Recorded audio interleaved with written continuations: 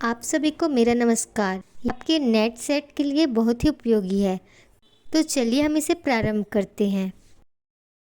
सुभान खां। क्या आपका अल्लाह पश्चिम में रहता है? वह पूरब क्यों नहीं रहता? सुभान दादा की लंबी, सफेद, चमकती, रोग बरसाती दाढ़ी में अपनी नन्ही उंगलियों को घुमाते हुए मैंने पूछा। उनकी चौड़ी, उभरी पेशानी पर एक उल्लास की झलक और दाढ़ी मूंछ की सघनता में दबे, पतले अधरों पर एक मुस्कान की रेखा दौड़ गई। अपनी लंबी बाहों की दाहिनी हथेली मेरे सिर पर सहलाते हुए उन्होंने कहा, नहीं बबुआ, अल्लाह तो पूरब पश्चिम, उत्तर दक्षिण सब और है। तो फिर आप पश्चिम मुंह खड़े होकर ही नमाज क्यों पढ़ते हैं? पश्चिम ओर के मुल्क में अल्लाह के रसूल आए थे। जहां रसूल आए थे, वहां हमारे तीर्थ हैं। उन्हीं तीर्थों की ओर मुंह करके अल्लाह को याद करते हैं। वे तौरत यहाँ से कितनी दूर होंगे? बहुत दूर। जहाँ सूरज देवता डूबते हैं? नहीं, उससे कुछ इधर ही। आप उन तीर्थों में गए हैं, सुभान दादा? देखा, सुभान दादा की बड़ी बड़ी आंखों में आंसू डबडबा आए। उनका चेहरा लाल हो उठा। भाव विभोर वो गदगद कंठ से बोले, वहां जाने में बहुत खर्च पड़ते हैं बबुआ। मैं गरीब आदमी ठहराना, इस बुढ़ापे में भी इतनी मेहनत मशक्कत कर रहा हूं कि कहीं कुछ पैसे बचा पाऊं और उस पाक जगह की जियारत कराऊं। उनकी आंखों को देखकर मेरा बचपन का दिल भी भावना से ओतप्रोत हो गया। मैंने उनसे कहा, मेरे मामा जी से कुछ कर्ज क्यों नहीं ले लेते, दादा? कर्ज के पैसे से तीरथ करने में सवाब नहीं मिलता, बबुआ। अल्लाह ने चाहा तो 1-2 साल में इतने जमा हो जाएंगे कि किसी तरह वहां जा सकूं। वहां से मेरे लिए भी कुछ सौगात लाइएगा ना? क्या लाइएगा? वहां से लोग खजूर और छुहारे लाते हैं। हाँ हाँ, मेरे लिए छुहारे ही लाइएगा, लेकिन 1 दर्जन से कम नहीं लूंगा। सुभान दादा की सफेद दाढ़ी मूंछ के बीच उनके सफेद दांत चमक रहे थे। कुछ देर तक मुझे दुलारते रहे, फिर कुछ रुककर बोले, अच्छा जाए, खेलिए, मैं जरा काम पूरा कर लूं। मजदूरी भर काम नहीं करने से अल्लाह नाराज हो जाएंगे। क्या आपके अल्लाह बहुत गुस्सावर हैं? मैं तुनक कर बोला।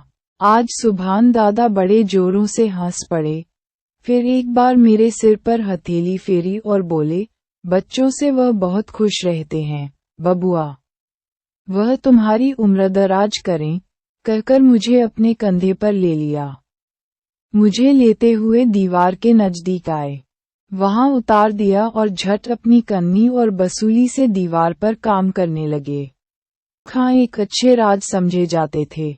जब जब घर की दीवारों पर कुछ मरम्मत की जरूरत होती है, उन्हें बुला लिया जाता है। आते हैं, 5-7 रोज यहीं रहते हैं, काम खत्म कर चले जाते हैं। लंबा चौड़ा, तगड़ा है बदन इनका। पेशानी चौड़ी, भावें बड़ी सघन और उभरी। आंखों के कोनों में कुछ लाली और पुतलियों में कुछ नीलेपन की झलक। नाक असाधारण ढंग से नुकीली। दाढ़ी सघन इतनी लंबी कि छाती तक पहुंच जाए। वह छाती जो बुढ़ापे में भी फैली फूली हुई। सिर पर हमेशा ही एक दुपलिया टोपी पहने होते और बदन में नीमस्तीन। कमर में कच्छे वाली धोती, पैर में चमरौंधा जूता। चेहरे से नूर टपकता, मुंह से शहद झरता। भलेमानसों के बोलने चालने, बैठने उठने के कायदे की पूरी पाबंदी करते वह। किंतु बचपन में मुझे सबसे अधिक भाती उनकी वह सफेद चमकती हुई दाढ़ी। नमाज के वक्त कमर में धारीदार लुंगी और शरीर में सादा कुर्ता पहन, घुटने टेक, दोनों हाथ छाती से जरा ऊपर उठा, आधी आंखें मूंदकर जब वह कुछ मंत्र सा पढ़ने लगते, मैं विस्मय विमुग्ध होकर उन्हें देखता रह जाता। मुझे ऐसा मालूम होता सचमुच उनके अल्लाह वहां आ गए हैं। दादा की झपकती आंखें उन्हें देख रही हैं और वे होठों होठों की बातें उन्हीं से हो रही हैं। एक दिन बचपन के आवेश में मैंने उनसे पूछ भी लिया, सुभान दादा, आपने कभी अल्लाह को देखा है? यह क्या कह रहे हो बबुआ? इंसान इन आंखों से अल्लाह को देख नहीं सकता। मुझे धोखा मत दीजिए दादा, मैं सब देखता हूँ। आप रोज आधी आंखों से उन्हें देखते हैं, उनसे बुदबुदाक बातें करते हैं। हाँ हाँ, मुझे चकमा दे रहे हैं आप। मैं उनसे बातें करूँगा, मेरी ऐसी तकदीर कहाँ? सिर्फ रसूल की उनसे बातें होती थीं, बबुआ।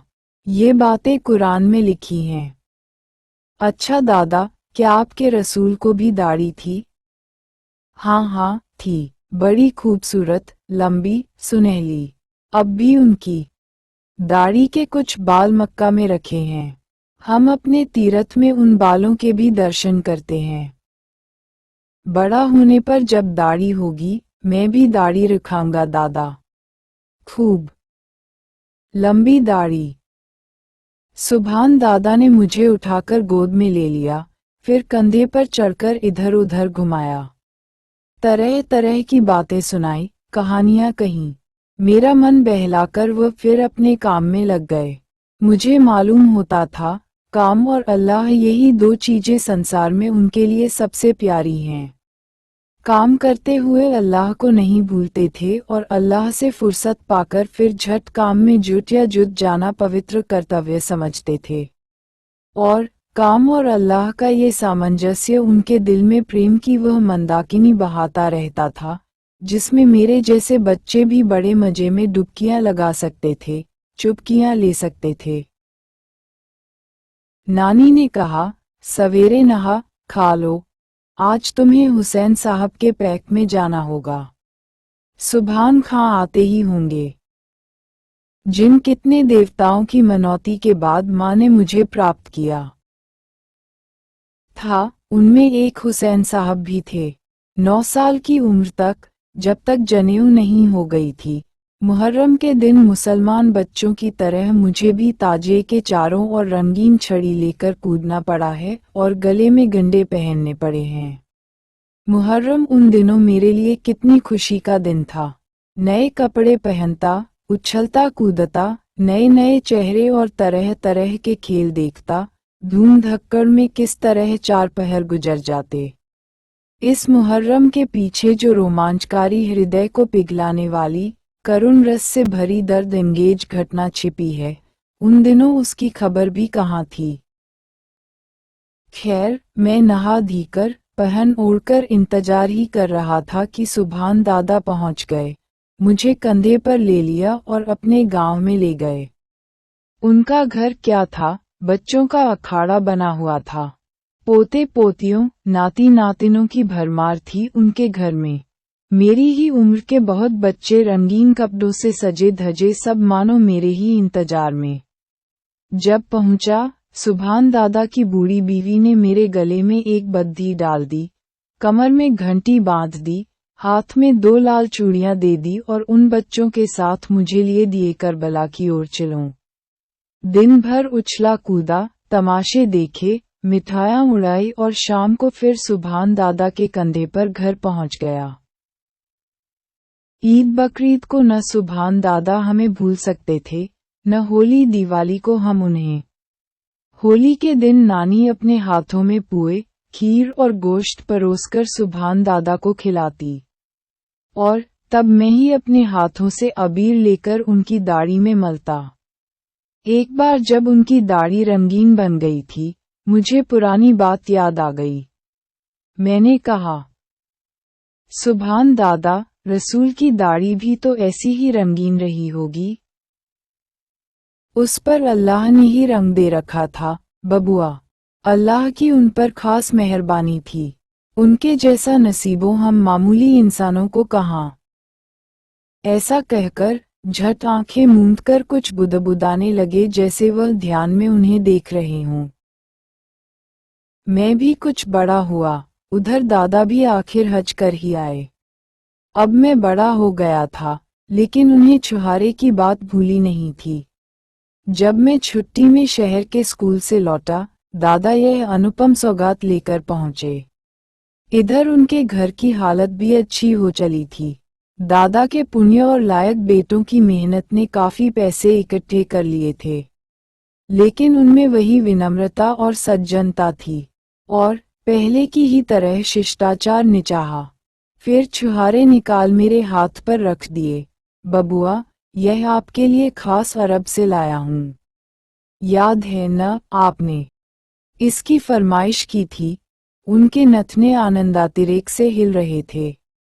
छुहारे लिए सिर चढ़ाया ख्वाहिश हुई, आज फिर मैं बच्चा हो पाता और उनके कंधे से लिपटकर उनकी सफेद दाढ़ी में, जो अब सचमुच नूरानी हो चली थी, उंगलियां घुसाकर उन्हें दादा दादा कहकर पुकार उठता। लेकिन न मैं अब बच्चा हो सकता था, न जबान में वह मासूमियत और पवित्रता रह गई थी। अंग्रेजी स्कूल के वातावरण ने अजीब अस्वाभाविकता हर बात में ला दी थी।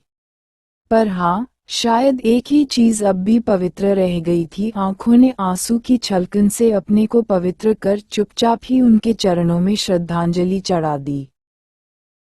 हज से लौटने के बाद सुभान दादा का ज्यादा वक्त नमाज बंदगी में ही बीतता। दिन भर उनके हाथों में तस्बीह के दाने घूमते और उनकी जबान अल्लाह की रट लगाए रहती। अपने जवार भर में उनकी बुजुर्गों की धाक थी। बड़े बड़े झगड़ों की पंचायतों में दूर दूर के हिंदू मुसलमान उन्हें पंच मुकर्रर करते। उनकी ईमानदारी और दयानतदारी की कुछ ऐसी ही धूम थी। सुभान दादा का एक अरमान था मस्जिद बनाने का। मेरे मामा का मंदिर उन्होंने ही बनाया था। उन दिनों वह साधारण राज थे, लेकिन तो भी कहा करते, अल्लाह ने चाहा तो मैं एक मस्जिद जरूर बनवाऊंगा। अल्लाह ने चाहा और वैसा दिन आया। उनकी मस्जिद भी तैयार हुई। गांव के हो लायक एक छोटी सी मस्जिद, लेकिन बड़ी ही खूबसूरत। दादा ने अपनी जिंदगी भर की अर्जित कला इसमें खर्च कर दी थी।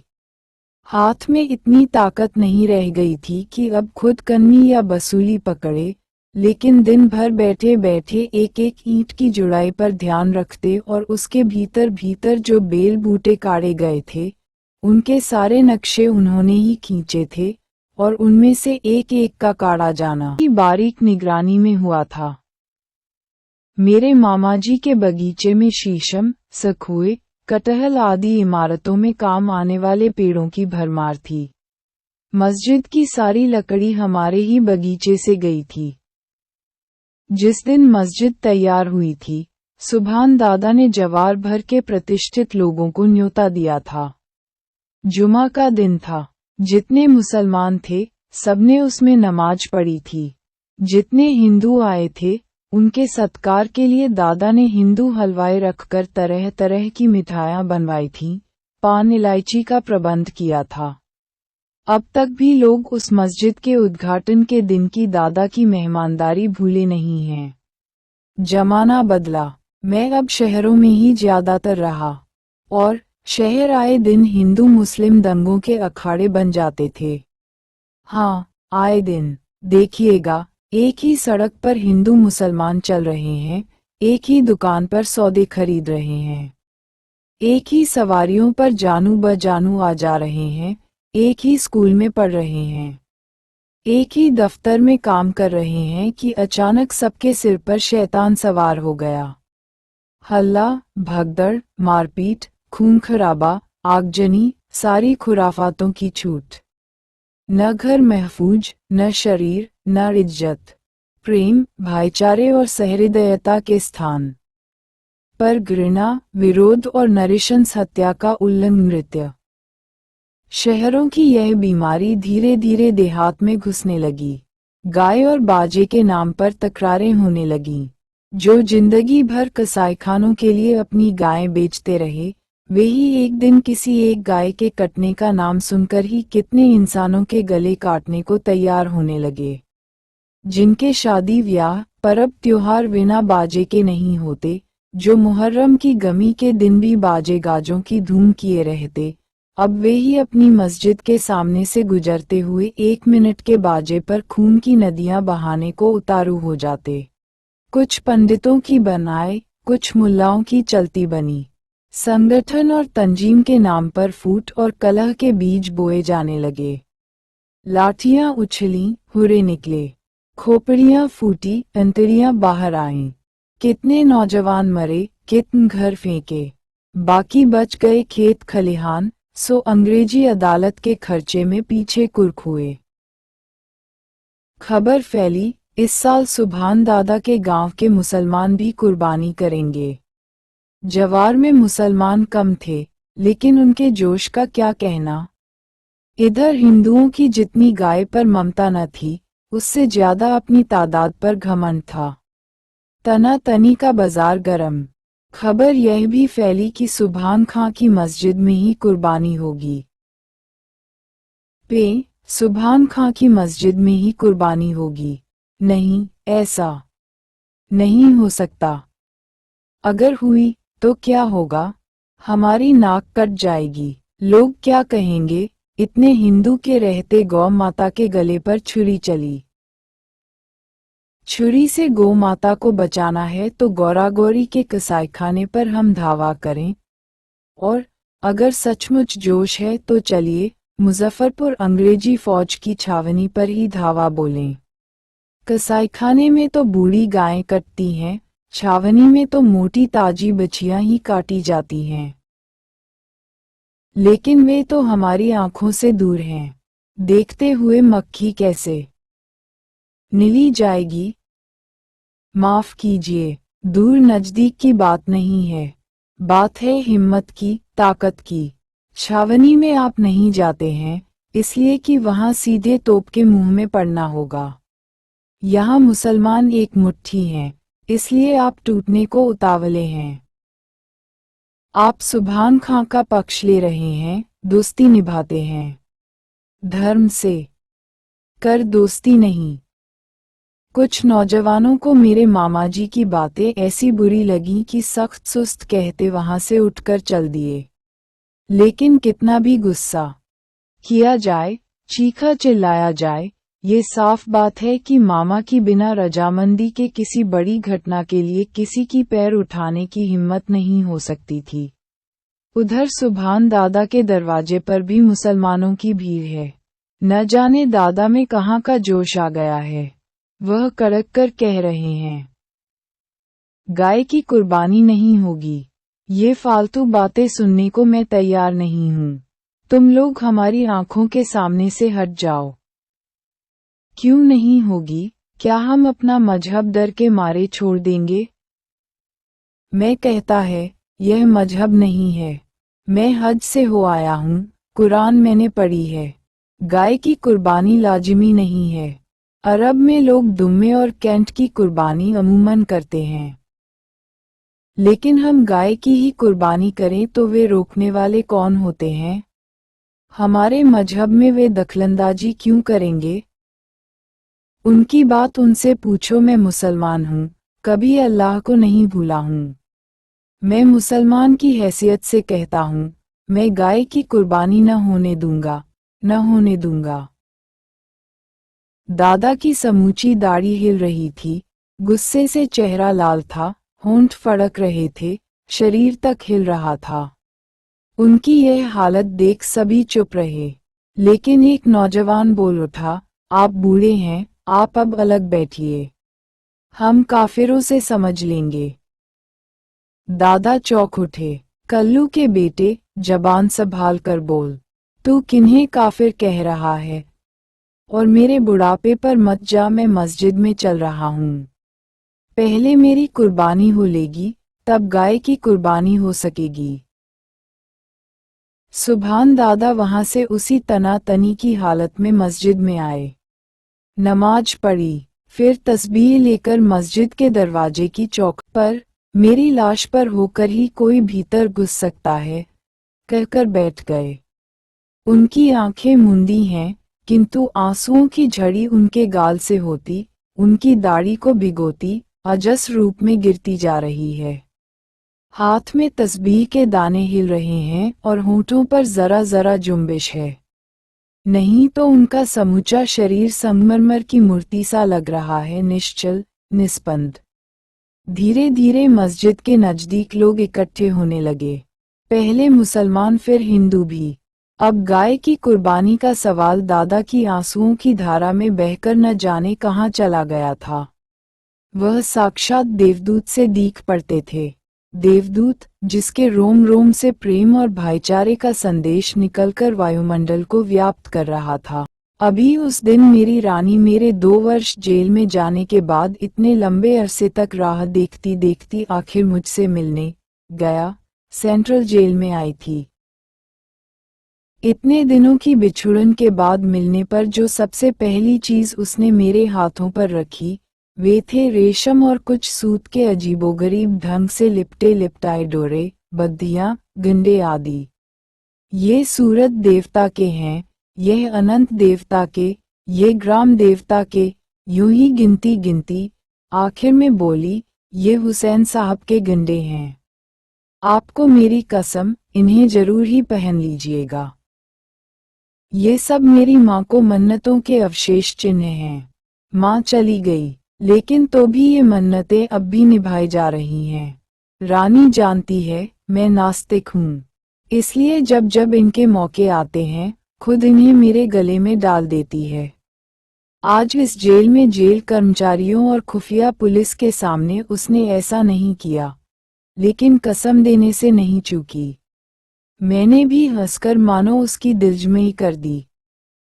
रानी चली गई, लेकिन वे गंडे अब भी मेरे सूटकेस में संजोकर रखे हैं। जब जब सूटकेस खोलता हूँ और हुसैन साहब के उन गंडों पर नजर पड़ती है, तब तब 2 अपूर्व तस्वीर आंखों के सामने नाच जाती हैं। पहली करबला की, जिसमें एक और कुल मिलाकर सिर्फ 72 आदमी हैं, जिनमें बच्चे और औरतें भी हैं। इस छोटी सी जमात के सरदार हैं हजरत हुसैन साहब। इन्हें बार बार आग्रह करके बुलाया गया था क्यूफा की गद्दी पर बिठलाने के लिए, लेकिन गद्दी पर बिठाने के बदले आज उनके लिए एक चुल्लू पानी का मिलना भी मुहाल कर दिया गया है। सामने फरात नदी बह रही है, लेकिन उसके घाट घाट पर पहरे हैं, उन्हें पानी लेने नहीं दिया जा रहा है। कहा जाता है, दुराचारी, दुराग्रही यजीद की सत्ता कबूल करो, नहीं तो प्यासे तड़पकर मरो। बच्चे प्यास के मारे बिलाल रहे हैं, उनकी माँ और बहनें तड़प रही हैं। हाय रे, एक चुल्लू पानी।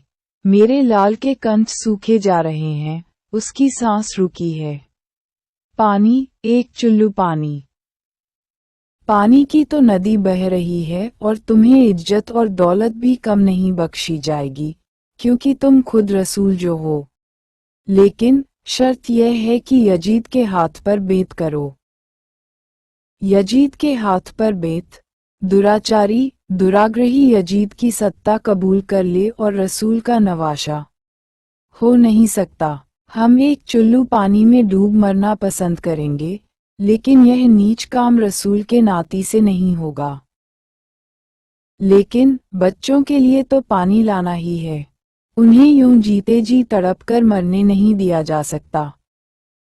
एक और 72 आदमी, जिसमें बच्चे और स्त्रियां भी, दूसरी ओर दुराचारी यजीद की अपार सजी सजाई फौज।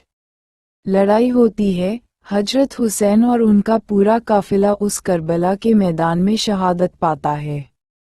शहीदों के रक्त से उस सहारा के रजकण लाल हो उठते हैं। बच्चों की तड़प और अबलाओं की चीख से वातावरण थर्रा उठता है। इतनी बड़ी दर्दनाक घटना संसार के इतिहास में मिलना मुश्किल है। मुहर्रम उसी दिन का करुण स्मारक है। संसार के कोने कोने में ये स्मारक हर मुसलमान मनाता है। भाईचारा बढ़ाने पर हिंदुओं ने भी इसे अपना त्योहार बना लिया था, जो सब तरह ही योग्य था। और दूसरी तस्वीर सुभान दादा की, जिनके कंधे पर चढ़कर मैं मुहर्रम देखने जाया करता था। वह चौड़ी पेशानी, वह सफेद दाढ़ी, वे ममता भरी आंखें, वे शहद टपकाने वाले होंठ उनका वह नूरानी चेहरा, जिनकी जवानी अल्लाह और काम के बीच बराबर हिस्से में बटी थी, जिनके दिमाग में आला ख्याल थे और हृदय में प्रेम की धारा लहराती थी। वह प्रेम की धारा जो अपने पराये सबको समान रूप से शीतल करती और सींचती है। मेरा सिर सीने में झुका है करबला के शहीद के सामने। मैं सप्रेम नमस्कार करता हूँ अपने प्यारे सुभान दादा को। धन्यवाद। NET SET JF TGT PGT PG एवं अन्य सभी प्रतियोगी परीक्षाओं से संबंधों के लिए आप मेरे द्वारा बनाए गए YouTube चैनल हिंदी की दुनिया के माध्यम से आप देख व सुन सकते हैं।